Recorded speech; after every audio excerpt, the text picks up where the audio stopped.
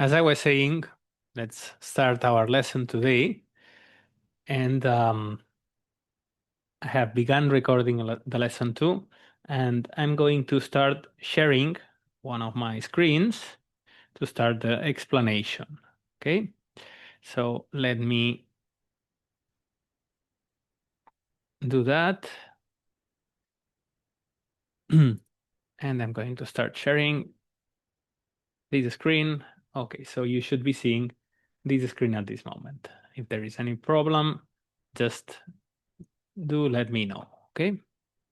So, first of all, I wanted to say that I've been out for almost 10 days. Okay. That's been a big work trip, very interesting one. And I wanted to take the opportunity to tell you about it, a little bit about it. Okay. I do have to say that it was a long trip and a very intense one. So I am a little bit tired. I am a little bit jet lagged. Okay. But I think the experience might be a little bit interesting for you. I have been working in this type of line of work for quite a long time now, but some of you might not be so familiar with what working at a university or, for that matter, at a big company means today. And that's a job, university, big company, some other type of work that entails international collaboration. That's something that you might end up doing. Okay, so I wanted to start a little bit with that, and then we will go back to our regular lesson on coding number 2 for this particular day. And I wanted to show you this picture. Okay, as you can see, I'm in the picture with a few other people. This work trip entailed traveling from Japan, from Sendai, where I live, to Tokyo, of course, with the Shinkansen, flying to Seoul Airport, which is a airport that I recommend for your international trips because it's very well furnished, very clean, very convenient if you have to stay there for a long time. From there to Milan, which again, another convenient airport, and then Barcelona, okay, smaller one, still pretty big as airports go. I'm saying that because that entailed on the one way 30 hours and a 10-hour stop, and on the other something like 24 hours, several delays. So a pretty tiring trip. That doesn't always happen when traveling from Europe to Japan back and forth. But currently, because we have several wars going on in our planet, finding, let's say, usable tickets within university budgets, which are not so bad, but still not infinite at this moment, required some creative traveling. And that means that if you're willing to um, spend some more time on airports, you can fly a little bit cheaper. And I'm sure that will be some well-known information for those of you traveling more. I know at least some of you are familiar with traveling from Italy to Japan recently. So I leave here my recommendation for Seoul Airport for that type of travel. Okay. Why did I put myself at my age through that? Well, because as part of some of the not problems, projects in Yamagata University, I'm working with colleagues in Spain, also working with colleagues in other countries, Italy, Mongolia, for other projects, but this one in particular happens only in collaboration with people in Japan and in Spain. Okay. I had a work trip paid by for a Japanese government project called JPEACS, which aims at establishing international networks. And I went to work with my usual collaborator in Spain, seeing how we could extend our collaboration, which is already kind of a network, to other countries and other researchers. As you can see in the picture, I am on it. with a couple of ladies wearing white gowns because they are doctors. This person here, well known to me for a long time, a long time friend, is Anna Maroto, who is the head of gynecology at the Josep Trueta Hospital in Catalonia, okay, in Girona. She's a very very good gynecologist, interested in research, very high level in especially ultrasound interpretation of related to pregnancies and in particular of the fetal brain. This guy here works at the computer vision and robotics group at Girona University. His name is Mariano Cabezas. He was in Sydney University and Macquarie University, also in Sydney, until last year. And recently he came back to Girona University, where we actually met working quite a lot of years before. And he's a very good international researcher in medical imaging. Okay, that's me. And I'm here at the data science department in Yamagata University trying to use programming and computer vision techniques for practical purposes. Okay, and this is Clara Martinez Diago, who is gynecologist in the same hospital as Dr. Maroto. Okay, so this is the core team that is working in interpreting this type of images. This is an image of the fetal brain, the brain of a not yet fully formed baby as it's in the belly of their mom. Okay, and we want to use deep learning and the type of image processing techniques that we are going to see in this very course to find, for example, anomalies in the brain and also to measure things like the area of several of the anatomical regions, the cerebellum, the cavum, the sylvium, these type of regions in these kind of images.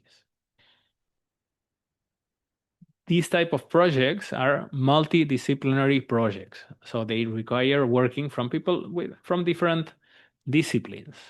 And that's the part that I think might interest you. You are developing a profile that includes at least a little bit of data science. Some of you come from other areas. Some of you come from the double degree with agriculture studies. So you are more on the engineering and agriculture and I don't know, ecosystems type of profile. And some others have more of a classical computer science background. So you are more into programming and so on. But if all of you are interested in using computer vision and in general also deep learning techniques in your research, in your work, then you're very likely going to end up working in multidisciplinary projects. So projects where people from different disciplines work together, such as the one that I'm depicting in the picture. In order to be able to do that, you need strong collaborative skills, so the willingness to learn, being able to listen to people, to understand a little bit more about what they are motivated with in their projects, in their work. So in particular, in this one, we need to know what the doctors in the project want to use the research for. And you need to develop skills that are useful in these type of projects, okay? This is just one example, but I have worked in many other applied research areas in my time. I have worked analyzing maps and Japanese documents, as you will see. And I have a very strong collaboration going on with the Faculty of Agriculture of Yamagata University. And in that, we work with people from many different countries, Mongolia, Germany, Spain, and also Italy, with very fruitful collaboration with the University of Turin recently. So that's the reason why I could not do the lesson in person last week. Okay, I'm back now. That's also the lesson why today's class is going to be a little bit more subdued and slow, because due to all of that travel, I'm, as I was saying, a little bit jet lagged and a little bit tired. But I wanted to say to you that I believe it was worth it, and I wanted to encourage you to pursue this type of international collaboration because it's very fulfilling and it makes the world move forward a little bit. Um, my plane ticket was a little bit more expensive and my trip was a little bit longer because we do live in pretty bleak times. We are experiencing secondhand, if we are lucky, uh, quite a few frightening wars in the world at this moment. And perhaps the input that we get from some of the people that rule the world at this moment is not very encouraging. Lots of aggressiveness going on, not so much good press for thinking and for working together and for collaborating. But I do think that that is the only way forward possible, okay, to meet together and to work with people who might have different interests and even different ways of thinking in fundamental things. But with work, there are things that can be achieved, and I hope that in this subject you can learn some skills that help you in that respect too. Okay. If any of you is interested, any of you here at this moment, or any of you watching the video later is interested in learning more about possibilities for studying abroad, for international collaboration at this moment, just let me know. Okay. It might be easy or maybe not so much, but the type of profile that you guys are developing is not so easy to find. It does take years of study and lots of effort, and that's very well received in many, many environments. For example, in particular, one of my graduation students seems to be interested in studying in a medical imaging master's in Spain at this moment. So um, this type of traveling of collaboration also involving students is one of the objectives of this network building of this collaboration because the students of today are the researchers of the future, not so distant future.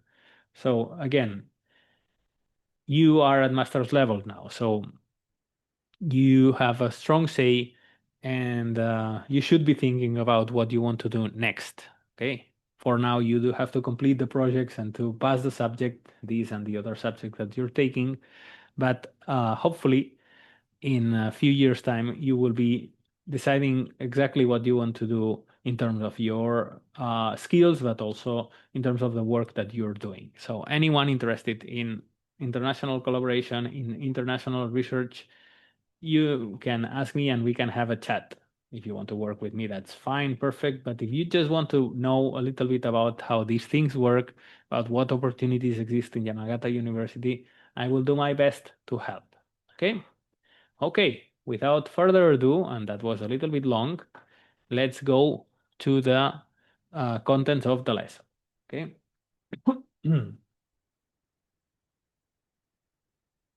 Um, last week on our online lesson, we talked a little bit about variables and Boolean variables and so on. So basically, the goal of these initial sessions, at least the 4 first sessions, is to talk a little bit about basic programming.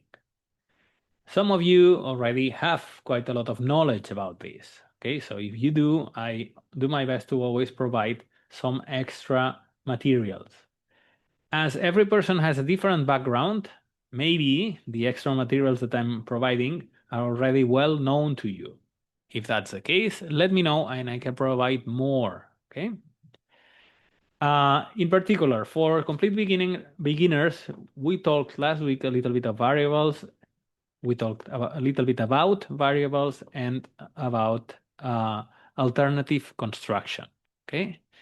Variables are used in things like using Python and programming like a calculator. So just to show the very simplest types of code and of programs, we did our yen to Greek to the Mongolian currency converter.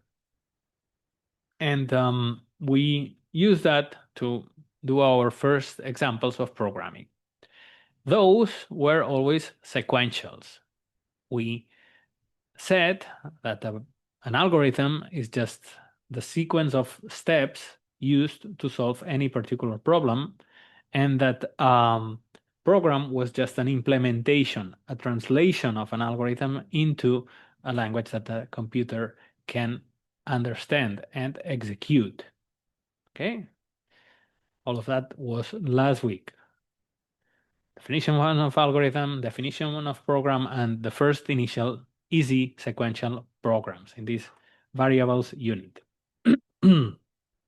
After that, we learned that we can also do alternative programming. So at a certain point, the sequence of instructions, the sequential sequence of instructions, branches out and can take two different paths.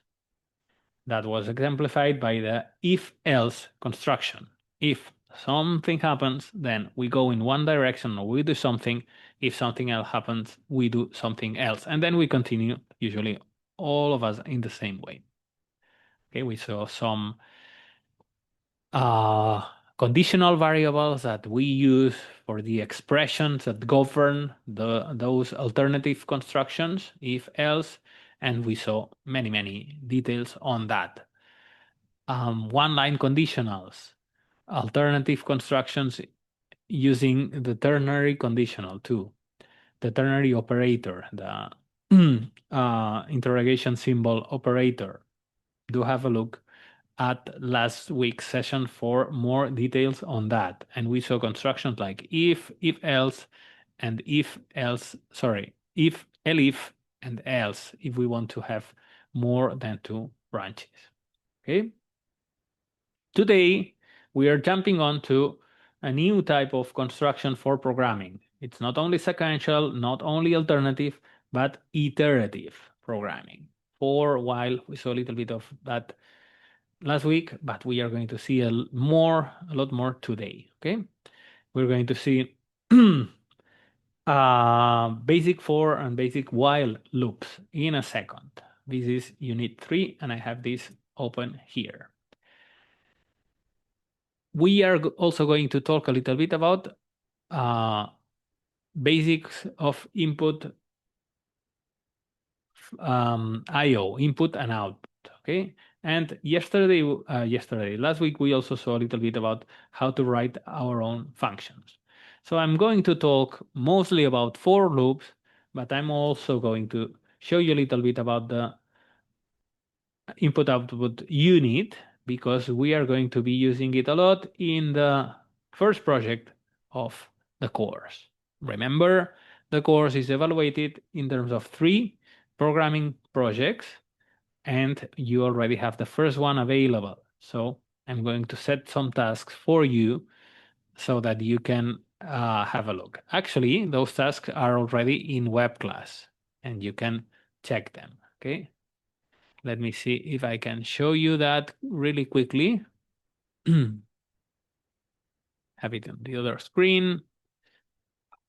Let me show you here it is. So this is the course updates thread in the forum. Okay, you have all the materials regarding past lessons and also this lesson, okay, with the Zoom link, the video from last year. So if you want to check a more detailed explanation on some of the things, you can find it here, but I'm going to repeat it now. And again, the links to the notebooks and so on, okay? And what I wanted to tell you about was this part, okay? Some of the tasks that we will be doing at the later part of the session will be to open the project notebook, run the cells to download the data, and do the following. Code a loop similar to those in Unit 5 to print all the lines in the file, okay, in the opened file. Then use the split function to separate every line at the commas.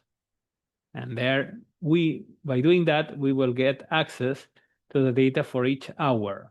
You will see the file contains wind direction data for several hours in many, many days in different months and years. So by printing all the lines and then using split at the commas, you can get access to that in a very structured way. And then add these two things together to count how many times the W, the west wind direction, appears in the file. Okay, that's for beginners. For advanced people, do the same thing, but open the data as a Pandas data frame.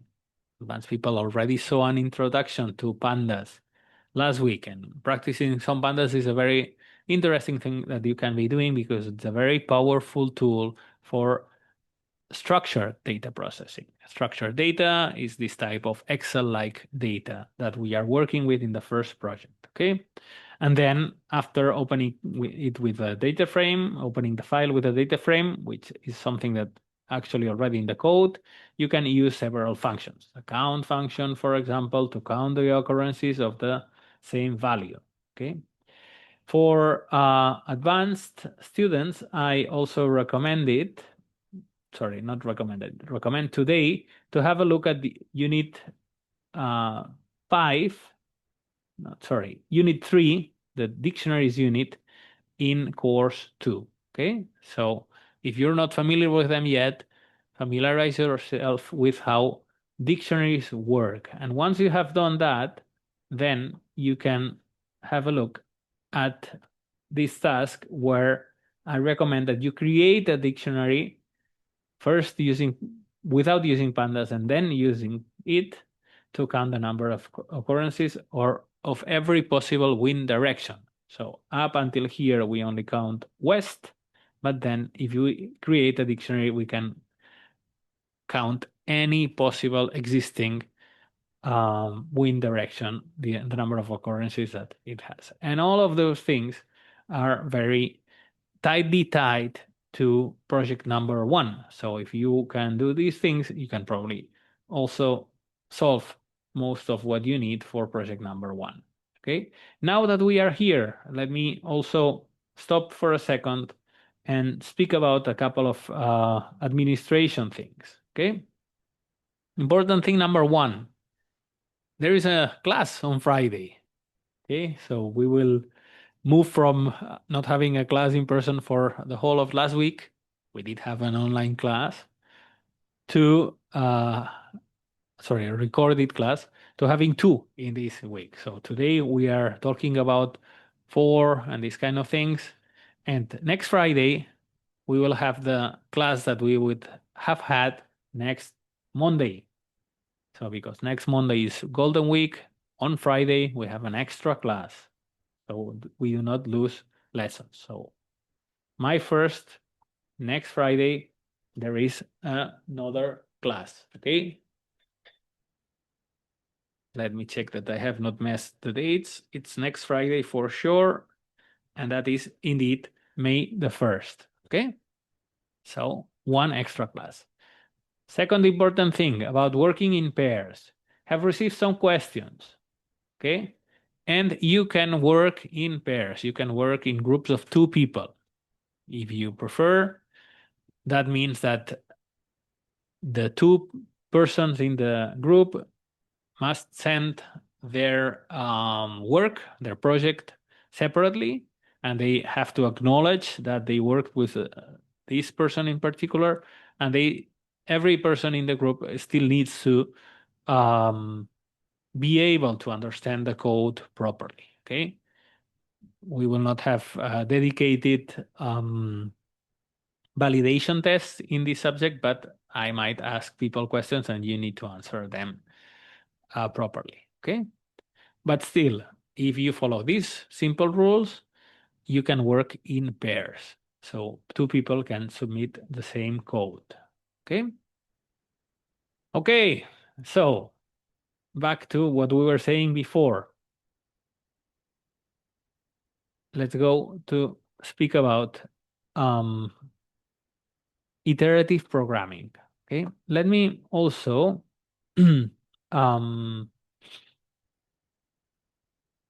open a new notebook so I can use it to just try some of the code that we are doing. Okay. So the basics of iterative programming is that sometimes, very often actually, we want to repeat some of the instructions that we are using. We want to do something a number of times. Okay, that's the easiest use of iterative programming. For example, we might want to print something a number of times. And this is a very simple use of that. And we can do that with something called the while loop. We want to use this while word, okay? And we want to do something a number of times. So for example, we can print, sorry, I'm having configuration problems with my keyboard. Okay, here it is. So we might want to print hello a number of times, okay? This will be the basic structure. I will have the while reserved word, and then I will have things indented. This is the start of the loop. We call this repetitive structure loops. This is a while loop. And then I will have an indentation that indicates that anything that's under this word, but not at the same indentation level, but one indentation level higher, it means that this is inside of this loop, okay? For example, in this code at this moment, I will repeat this a number of times, and after I'm finished, I will leave the loop and I will print something else, okay? How does this work? Well, if I just try to run this here, I get an error, okay? Let's give Colab a second to warm up. Invalid syntax. The Colab is telling me this is not the way to write these things, okay? Because I need to introduce a condition here. While something happens, then I do whatever is inside of the loop. That's the way to use while loops, okay? You can read about them, iterative structures, while and for loops here, okay? Basically, for loops are usually indicated when I want to repeat something a number of times, and while loops, a fixed number of times, sorry, and while loops are indicated when I want to manage my loop using some condition, some Boolean condition. So, for example, let's repeat this a number of times, and in this case, it will also be fixed, but we will change this very soon. So I can say, while I is smaller than 5, then print something, okay? But what is I? Okay, I need to define a variable called I, okay? And then I will start at 0 and finish when this variable reaches 5. But if I try to do this as it is, sorry, I get a problem with the syntax because I need to do my condition and then use this semicolon syntax to say that the condition is finished, and now I can run my while, okay? And I get lots of hellos because I get lots of hellos and no goodbye at all because I mistakenly created an infinite loop, okay? So this is one of the very well-known problems in programming, and I stumbled into it just at the first go. As soon as I begin repeating instructions, I might have to make sure that I will also stop at some point, or otherwise I might end up repeating things for the whole history of the universe. Okay, that's usually not the case. Most programming languages have some sort of stop built in, but in this case, I needed to break the code or I was never going to finish. My problem was that I was running something with this I variable that started at 0, and I was going to print hello until this I, while this I was smaller than 5, but I never changed I. So I was always 0. To govern my loop, I have to make sure that this variable that the loop is based in changes, okay? Gemini is helpfully suggesting this. I takes the value I plus 1, okay? And I can write this way, okay? I can write this way, and it's exactly the same thing, okay? Let's do it this way, sorry, which is a little bit more understandable. And let's try it again, okay? Okay, so now I printed hello, hello, hello, hello, hello 5 times, and then I printed goodbye. So I have my first example of a repeating coding structure, okay? While loops are governed by a Boolean condition, and then I have to set it up in a way that's convenient for me. So this is what you have in this initial explanation, okay? We can tinker with the while loop. You can make it go up instead of down, okay? For example, instead of printing hello, I can print the I, which will help me in this case, okay? So I starts being 0, as I said, and then it grows at every iteration, 1, 2, 3, 4, and then when it reaches 5, we jump out of the loop and print goodbye, okay? But we can iterate this differently. Let's say I can begin at 2, and then I only print 3 times. I can begin at 0, but grow at intervals of 2. So I print 0, 2, and 4, okay? I can iterate downwards. I can start at 10 and decrease here, okay?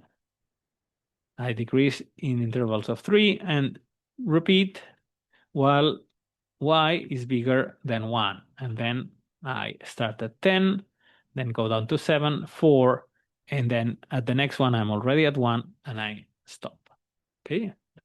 So I can do this kind of iterating loops however I want. Those of you that are a little bit more advanced for building this type of loops using while or using for, you can use Python range function, okay? Here, Gemini was suggesting the syntax of range, which you can access, okay? You can also just Google it, Python range function, okay? And you have different pages. This is a tutorial page, but we can also go to the Python documentation and find built-in functions, many of them. And here we have the range function, okay? And we can have lots of details about how this function works. Nowadays, with the very frequent use of coding assistants based on LLMs, Gemini, as we are seeing integrated into Colab, but also GitHub Copilot, ChatGPT, this kind of search of Google search has been lost a little bit. But I want to reivindicate it a little bit. I want to say that this kind of search can be very useful in many respects. Okay, so if you want to know how one particular function from a library or from built-in in Python works, just Googling it can be very useful. You can also ask for it to your LLM assistant, but don't fully trust it because these tools sometimes do have their own little hallucinations, and information might not be reliable. Okay. But let's back up a little bit. So we have seen a couple of codes using while loops. We have seen that they are governed by a Boolean variable, a Boolean condition, and that we can use this condition to set up loops in many different ways, okay? I'm going to base my explanation on the while loop as an iterative structure because it's very flexible. It allows me to do different things very quickly using the same structure and the same way of thinking, okay? But for loops also exist, and we are going to see a little bit of one in a few minutes. Okay. So far, though, all these examples that I have been doing, I started by saying while loops are governed by a Boolean condition, and they allow me for loops that run a different length that don't have to always run for the same number of iterations. But the way I'm doing it, they are always fixed iterations. Okay. So let's see something a little bit different. Please do take your time to read through the notebooks and to process this at your own pace. Okay. I'm kind of doing a speed run here so that you know where things are, and so that those that have already understood most of the material can go a little bit deeper into some of the implications, okay? But for the well-paced, detailed description, you can have read at all of these things. For example, here we have some loops that use random functions. Here I'm importing the random library from Python, okay? And then I'm just using it to generate random numbers. So I can do random randint, for example. Sorry, I already imported randint, so I can just call it here, and I can generate, for example, numbers from 1 to 6. Okay, I run it one time, I generated a 4, again a 2, a 6, okay, a 5, randomly with a uniform distribution. So all numbers have the same probability. I get to generate, that's quicker, different random numbers. Okay, so I can use that to make loops that run for an indeterminate number of times. For example, let's just generate something, okay, inside of a while loop. So let's say random number rnum is initially 0, okay? As you can see, Gemini is continuously suggesting different things. You might want to turn that off. I'm just, because at some points I'm going to use it, I'm leaving it on. But in general, you probably do not want to look at that too much, okay? For example, in this case, it's suggesting something, but I'm not going to completely use it. So, for example, I can start with this. While this random number is 0, just print it and go on, okay? And then assign a new random number.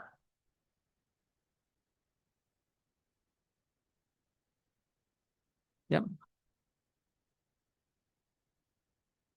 Let's run it a couple of times. And then we can also print here after the loop, the random number was, and then we can print it here. Okay. So I have a loop that sometimes runs one time and sometimes runs more if I happen to generate a 0. Okay, I never will generate a 0 because it's between 1 and 6. Okay, so let's do it with ones. Okay, and here I'm generating different numbers.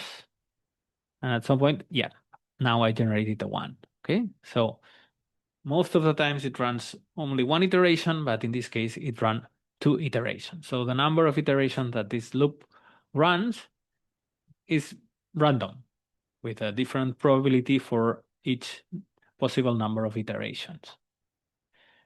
So using Boolean conditions, and in this case random numbers, I can do this type of loops that run a different number of iterations in each occasion, okay?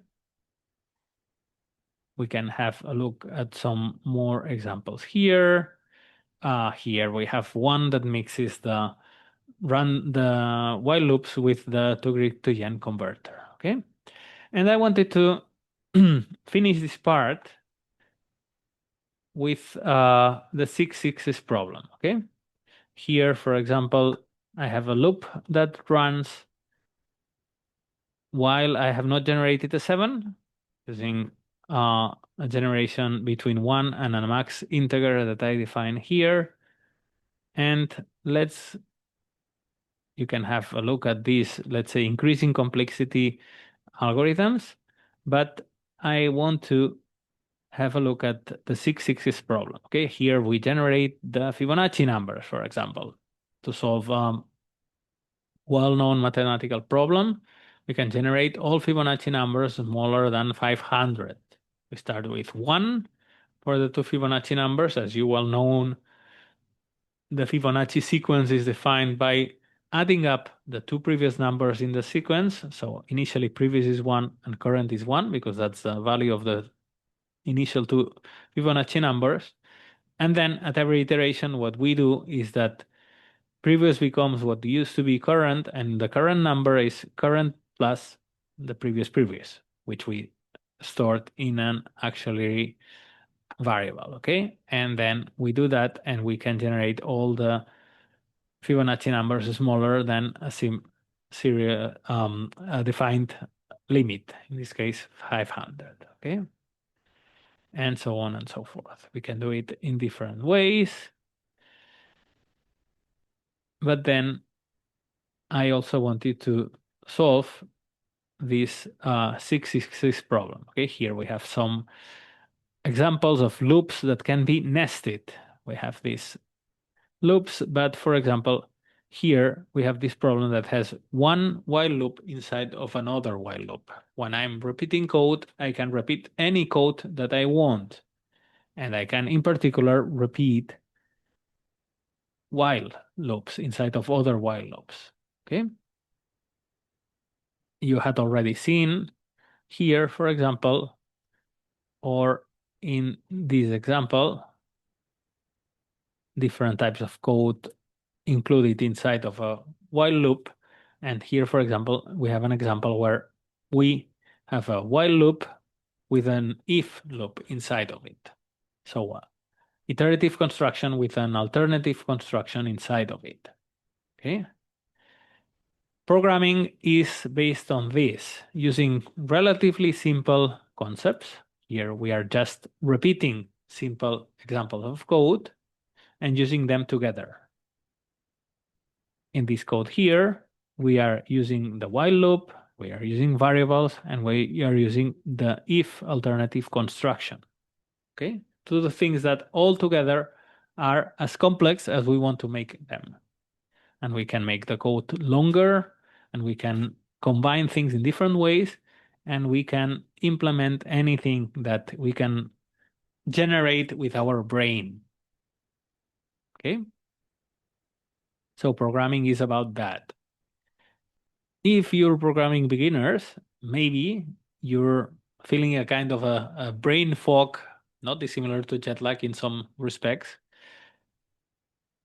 thinking, okay, I can understand each of the pieces individually, and this thing got very complicated very quickly, and I'm not sure how that happened. I can do a print, I can add things with my variables, and I can understand the if and the for. They are not, and the for and the while. They are not that complicated, okay? But then, when I try to use them together, I get confused very easily. I don't even know how to begin.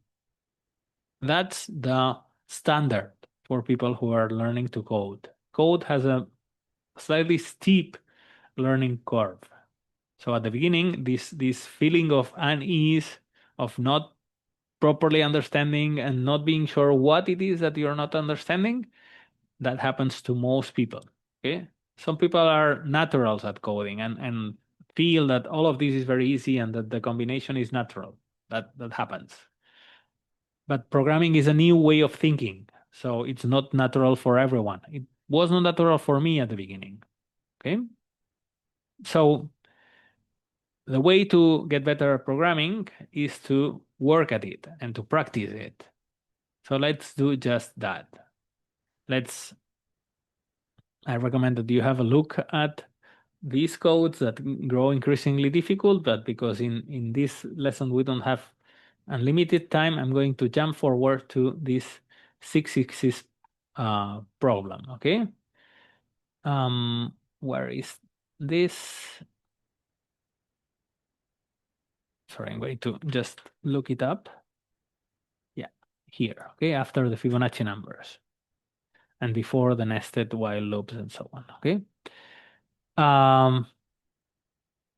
We want to make a code that generates 6 axes and that counts how many iterations that takes, okay? And we want to do that with a while loop. So I'm going to just leave 5 minutes for you to think about this, okay? And then I'm going to come back to it. So for 5 minutes, I'm just going to pause the recording and we'll be back in a second.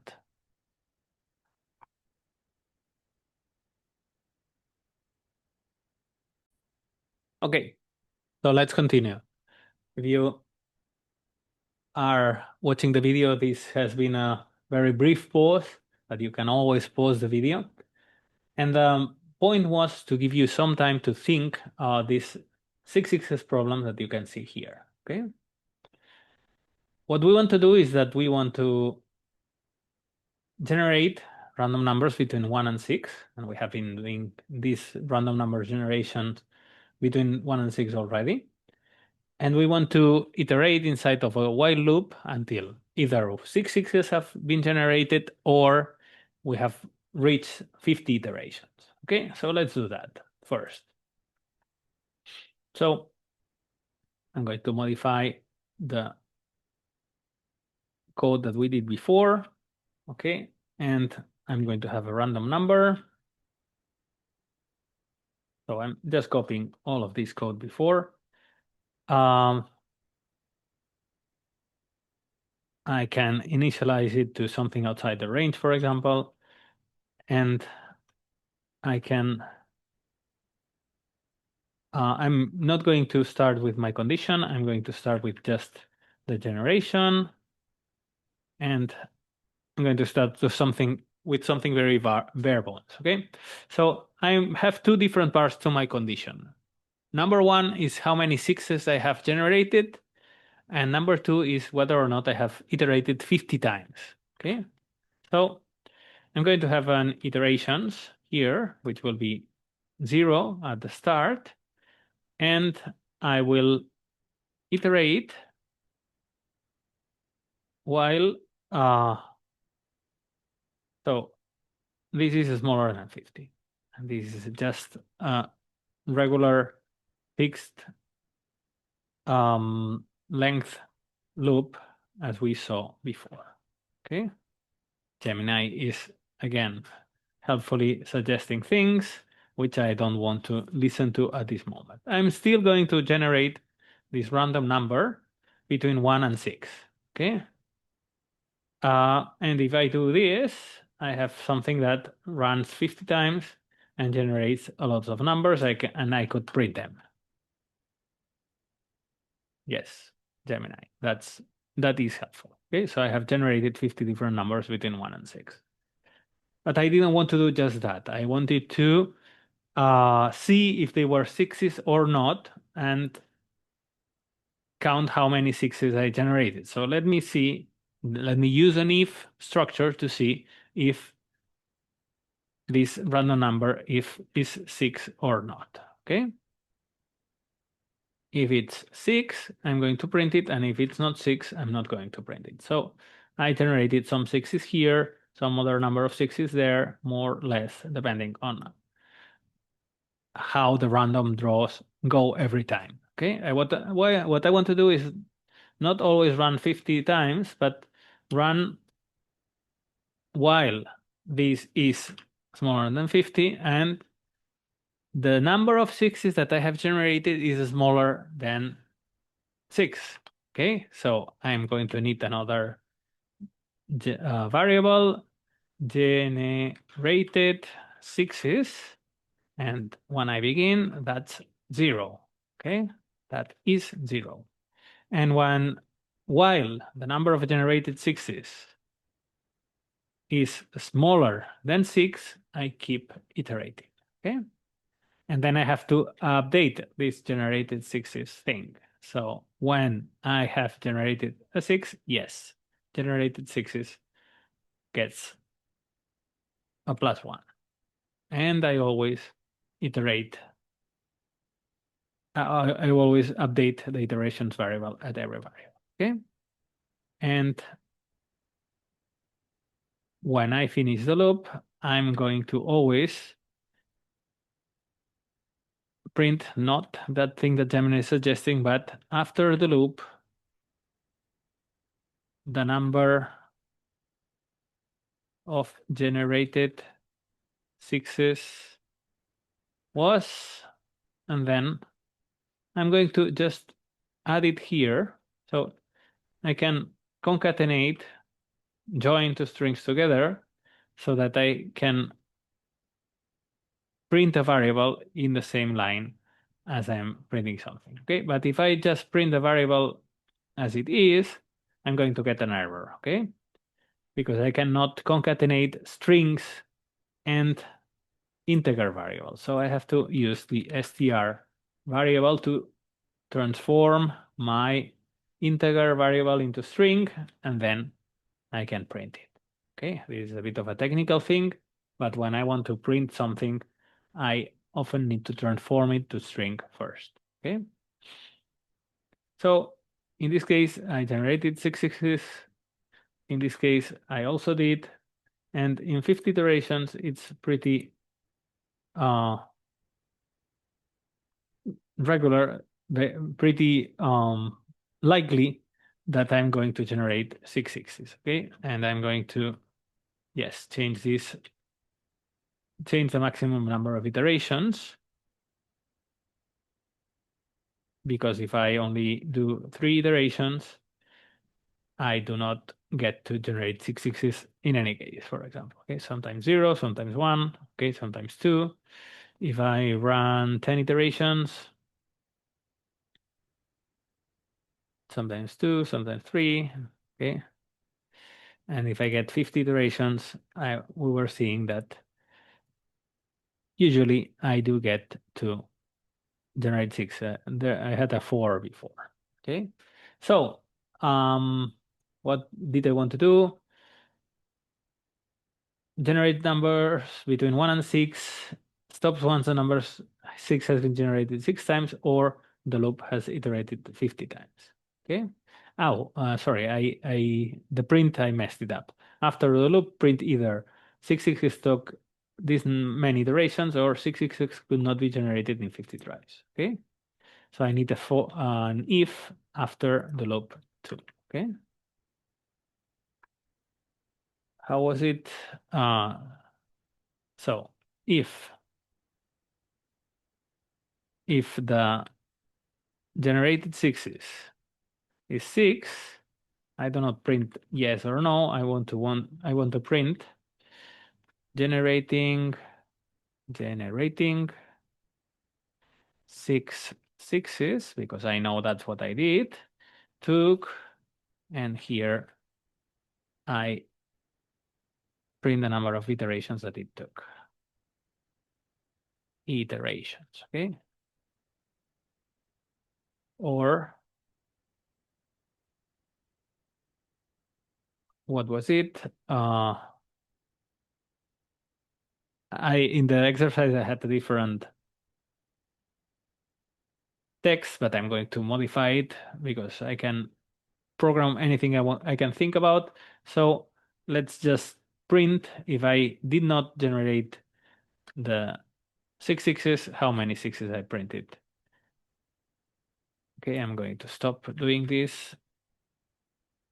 Generating 6 took 19 iterations, 50 iterations, 36 iterations, okay, 41 iterations, 28 iterations. Okay, and let me just make this smaller so sometimes I don't get it.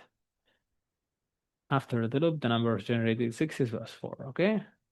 And sometimes it takes 16 iterations and I'm done, or I'm not done, okay?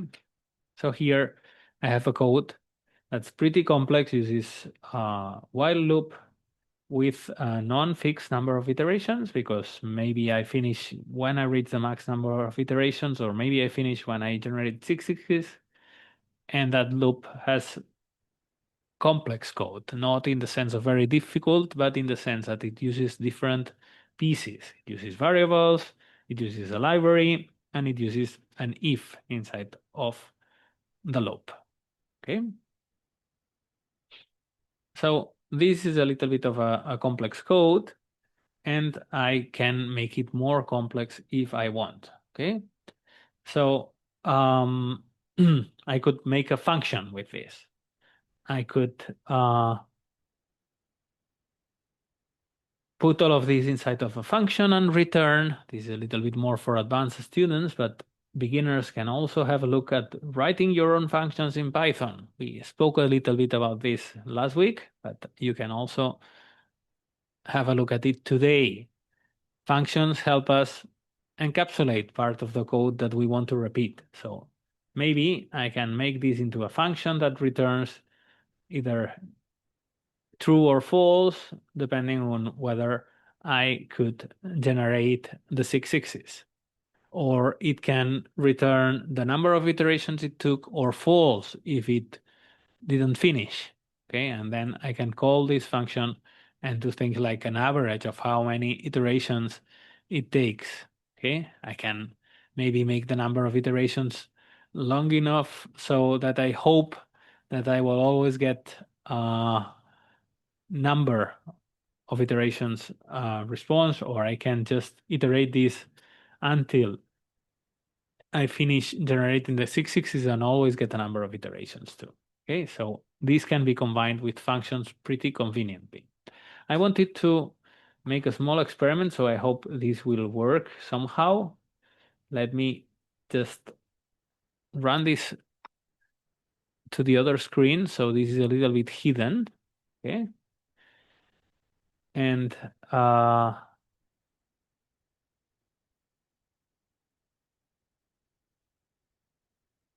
let me see if I can use some, let's say, undefined LLM to generate the response to this code. So I'm just going to copy this into one very popular LLM, and I'm not going to say which one it is because I don't want to bias you towards any particular LLM at this moment. Okay. But let's say that in the other screen, I'm just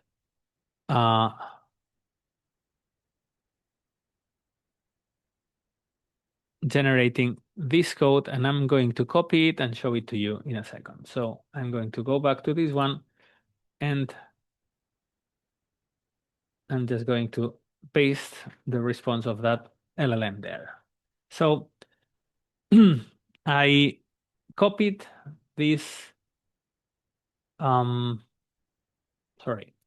this text into an LLM and got this Python code. Okay, so the code that I got is pretty similar to what we generated here. Okay, we have these count sixes instead of generated sixes and iterations smaller than 50, which was the text. So this is not a problem.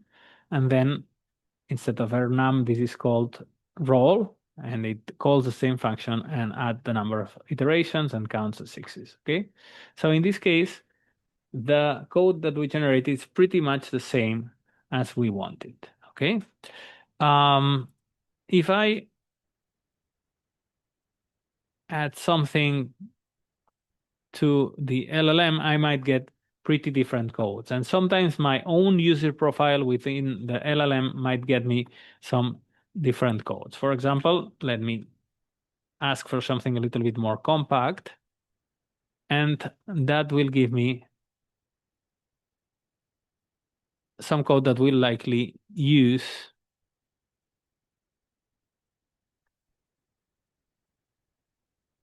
Well, that didn't work too well.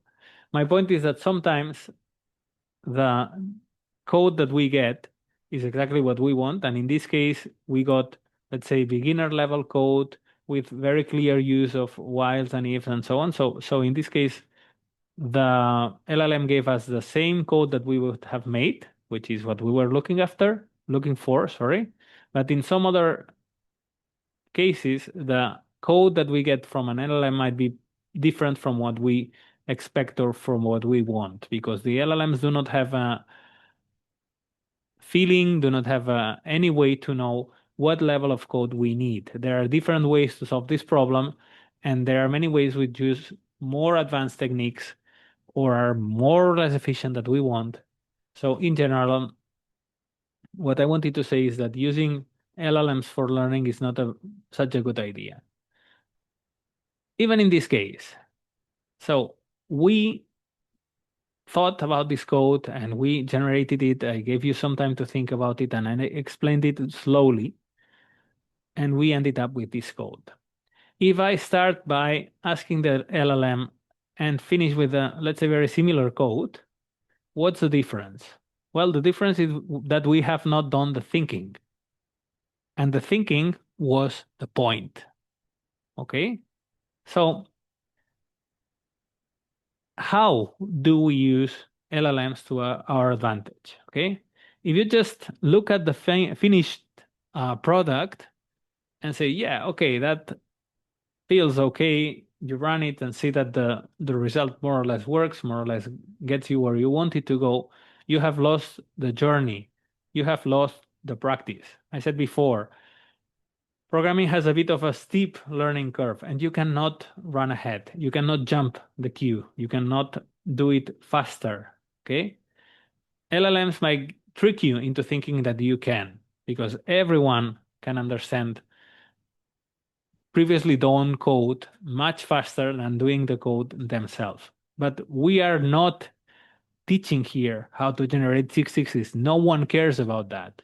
What we are teaching here is how to think about code so that you can then generate your own code, okay? So in this case, LLMs might help, I don't know, find an error or see alternative ways of solving a problem once you have already solved it. Okay, maybe they can help you fix a problem that you have with your code if you ask them, to analyze the code that you have. But in general, they will prevent you from thinking, and thinking is exactly what you want to be doing at this point. My advice for beginners in this case is that you don't use them at all. Try your best to come up with the code on your own. Ask me, ask a classmate if you have problem, okay?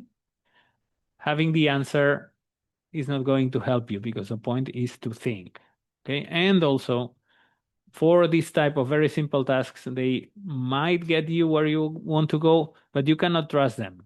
LLMs are not that good at coding. They can repeat things that have been coded many, many times, but they will not get you anything original, which is very likely where you want to go once you get a little bit better at coding.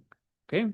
Anyway, pretty good result from this unnamed coding tool. So they do have their uses, but do not let them do your thinking, because the thinking is the point here. Okay? Okay.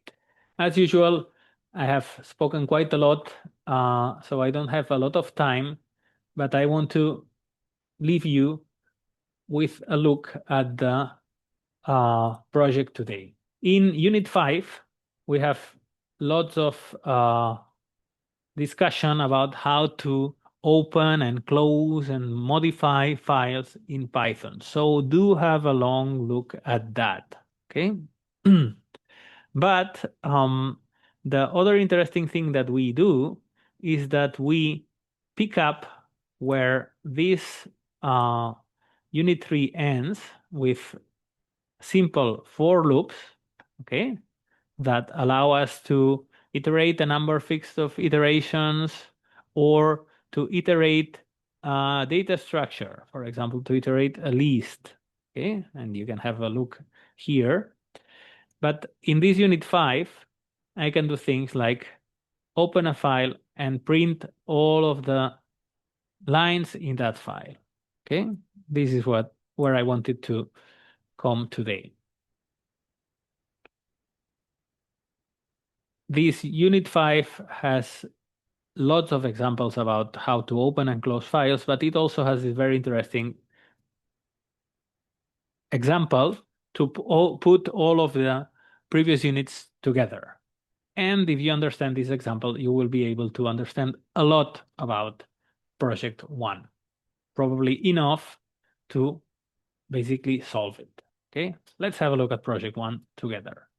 So what do I have in project 1? I have this structured data manipulation thing. So we are going to work with for loops and with basic data structures, and we will speak about those more next week, about lists and tuples and dictionaries. I already introduced dictionaries for the advanced students today, but we will speak about them more next week, okay? We want to analyze wind direction data. So this is real data. I do my best to incorporate my research experience and my research projects into my teaching because I think it's very interesting to see that all of these things are actually used for something. And in particular, these coding skills can be used to analyze things like the data about the wind in Sao Mountain, okay? This is real data that was gathered for many years in the Meteorological Observatory in Sao Mountain here in Yamagata Prefecture. And we are going to be analyzing that data. What does that data look like? Well, first I run this cell where I'm downloading using the wget command some Dropbox files.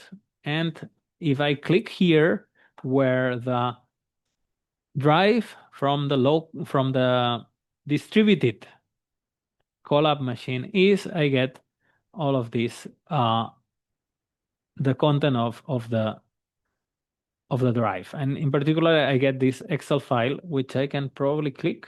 Let me see. No, when I click it, it cannot be open in Colab, so it just downloaded it to my drive. Instead of that, I'm going to use this pre-program function. So you already have it. It's a function. So have a look at Unit 4 for detailed information about what the function is and how it works. But basically, it's an encapsulation of code that I can call whenever I want. And I'm going to call this function here to process this win data XLS file. And that after I have done that, I will have more files here. Okay, so I need to, yes, update this view. And now, in addition to having the XLS file, I have a lot of CSV files. Basically, this XLS file had lots of different sheets, and this code has transformed those sheets into different CSV files, separated them into different text files, and those I can open. For example, air temperature.csv, and it's taking a while, but I can see it. Well, maybe the file is a little bit too big. Let's try to open, for example, the wind speed one. With hopefully, yes, this one is a little bit better. So if I double click here, I can use the Colab interface to have a look at this Excel type of data. I have several columns and lots of rows. Each row, I'm only seeing 10, but let's see 100. Each row contains in the first column an index, in the second one a date, and then this is speeds about sorry, wind speeds at different times during the day, 7 o'clock, 8 o'clock, 9 o'clock, and so on and so forth, okay? So I have different wind speeds for different times, okay? I cannot show you the other ones, but there are more columns than just these ones, okay? There are times until the afternoon, and you can access them there. My point was that we have downloaded the data and that you have the data here in the hard drive of the column machine. And that allows you to work with that particular data, okay? So if we take some of the instructions that were used here, okay, we see that this also starts by downloading some file, okay? And then, for example, it uses this code to read some file using the Pandas library, okay? Let me do that just a second because it's easy. I'm going to add some code here, and I'm going to be opening one of the files. And which one is the file that I want to open? It's the wind directions file, okay? A wind directions file, okay? I want to open the wind direction.csv file. So let's do just that. I had copied this, which opens another file, the H, but I want to open the wind direction.csv file. Okay, so I can do just that, and then I can see this other file that has similar structure to the one that we were seeing. In each row, one different date, and then I have different directions or none or nothing. Sometimes it's west, sometimes it's southwest, and so on and so forth. Okay. So if I use this, I can open this with Pandas. For advanced people, Pandas can help you quite a lot. But not so advanced people might be thinking, okay, I don't want to use that complicated library. Okay, no problem. We can also do this. We can use this type of while loop to open one particular file and, for example, print whatever is in that file, okay? So I can add some code here and also open my file here. So just by changing the name of the file here, okay, I can open and print all of the lines in my file here, okay? This simple change of the file name with what you already have in this unit 5 allows me to do something that you might want to consider for task 1. Okay, we want to open the file as a text file, as I have just done, traverse it line by line, as I have just done, but you don't only want to print something, but you want to do something else. You want to put the lines in a list of tuples, and in every position of the list, you want to have several things. Have a read at this, okay?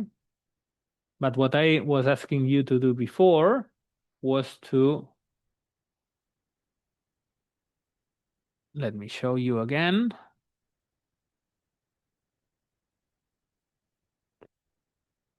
I wanted you to code a similar loop to those in course 1, unit 5 to print all the lines in the file. That is what we have just done, okay? And now we want to use the split function to separate every line at the commas to get access to the data for each hour and print the wind directions at 7 o'clock, okay? That is similar to what is done in unit 5 in this part, okay? We take a single string, which corresponds to one of the one of the rows, okay? We have that one, sorry, here. Okay, I can copy just one of the rows, for example. I'm going to copy this one and now add another call cell. Let's suppose that I have this one, okay? But I need to make it a string, so I need to have it between commas. And I want to process this, okay? What do I want to do with it? I want to call the split function. So I can just do that, a string,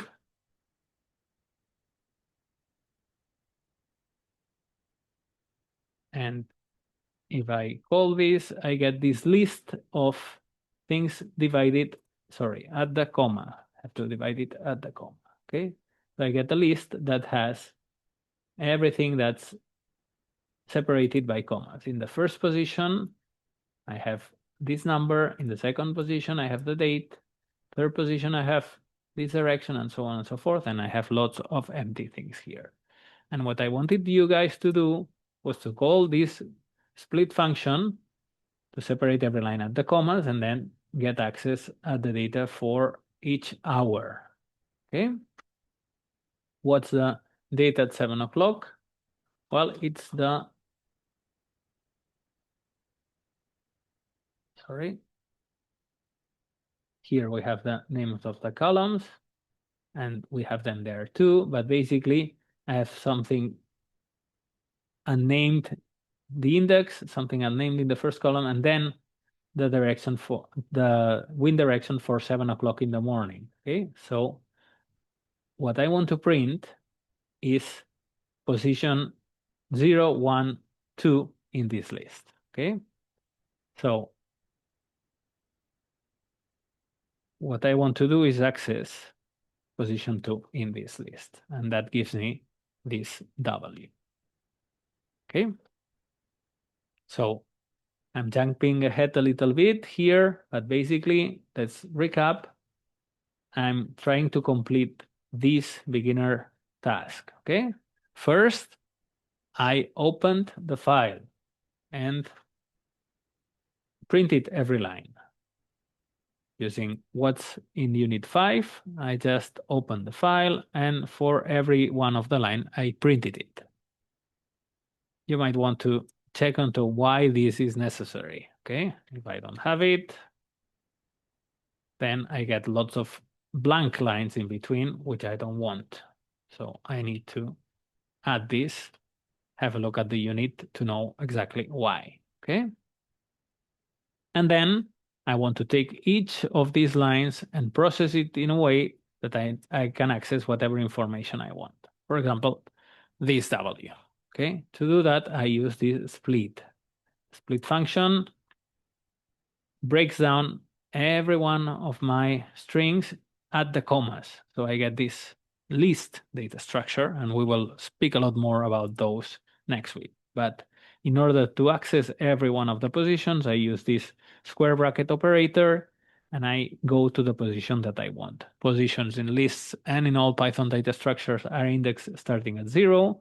So I go 0, 1, 2, and I get the one that I want, okay? This W.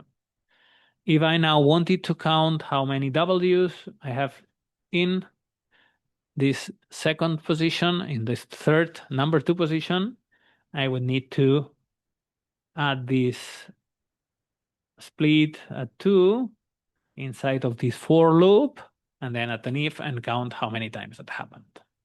Okay, I'm going to let you do that. That also has some problems when I cannot I do not get a W, or I do not get an integer value, which we can get into later. But basically, this takes care of most of task 1. Okay, so we did this completely, we did this more or less, and then you will need to add the two things together. And if you have that, you have most of task 1. Okay, we want to open the wind directions file, traverse it line by line. We already did all of those. Do the tuple thing, okay? And then we can count the number of wind directions at 7 o'clock, for example. But we want to do a little bit more because we want to count the different, we can count how many times west happened, the wind direction west happened, but we want to count all possible directions. And we need a dictionary for that. So if you are able to count how many times the west wind direction happened at 7 o'clock, you are well on your way to solving task 1. Okay. Okay. If you're a little bit more advanced student, you can use the Pandas library. You have here how to open it, and you have it also in the input-output unit. So have a look at that too. And then, as I said before, you can just use the count function and then use a dictionary to count. Use a dictionary generated by Pandas or not to count how many occurrences happened of each class. I'm going to finish here today, but let me say one more thing. This is real data. So when you solve this, you will run into problems because the data is not perfect. What does that mean? The data has some kind of errors. Does that mean that the professor is lazy and didn't clean up the data? Well, it would have been pretty easy for me to clean this up, but usually the data that we work with in research, that you will work with in your work, will not be clean. So part of the task in this project 1 is to deal with those things. You will see that sometimes we don't have data in some of the entries. They are just empty. So we have to think about what to do with those. And that one is easy. But sometimes we have data that was meant to be something and is not. So for example, sometimes we have capital letter W and small w. Okay? What do we do with those? Sometimes we have weird characters inside of the data that we have. What do we do with those? Sometimes the problems are easy to solve. Sometimes they are not so easy to solve. I want you guys to think about what to do with them and to explain it in the notebook. Okay? Okay, so that was it. Pretty intense session. Next week, we will continue with the programming. Okay? Feel free to ask questions in web class. I have seen that someone has already submitted the first project. I will have a look at it today, hopefully, and give you some feedback. Anyone else, just feel free to submit it as soon as you have something, and I will give you feedback too. Okay? Thank you very much for listening, and let's finish the session here today.